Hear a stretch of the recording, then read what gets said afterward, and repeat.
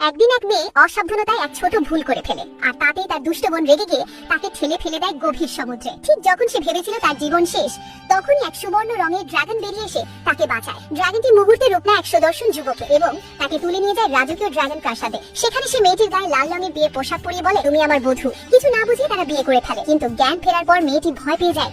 ভাবতে থাকে যদি কেউ জানি সে ড্রাগনের সঙ্গে সম্পর্ক করেছে তবে সবাই তাকে দোষী ভাববে। তাই সুযোগ বুঝে সে পালিয়ে যায়, কিন্তু এক পাটি সূচিকর্ম করা ছুতো ফেলে যায়। এদিকে ড্রাগন রাজ স্বর্গের রাজ্যাভিষেকের জন্য ফিরে যায়। দেবরাজ ও দেবমাতা খবর পান যে তাদের ছেলে মানব জগতে বিয়ে করেছে এবং খুব খুশি হন। তারা সেই হারানো বধূকে খুঁজতে পৃথিবীতে নেমে আসেন হাতে সেই ছুতো নিয়ে।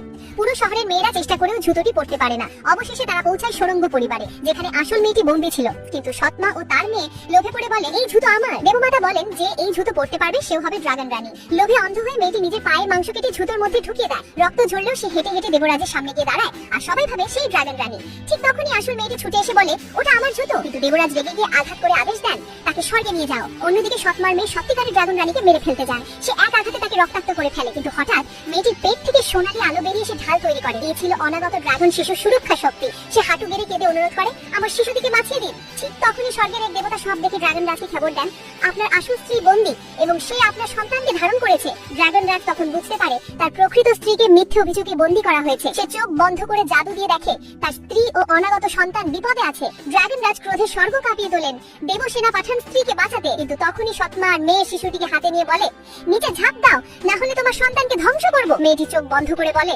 সন্তান, মা তোমায় ভালোবাসে। এরপর সে লাফিয়ে পড়ে গভীর অতল গহ্বরে।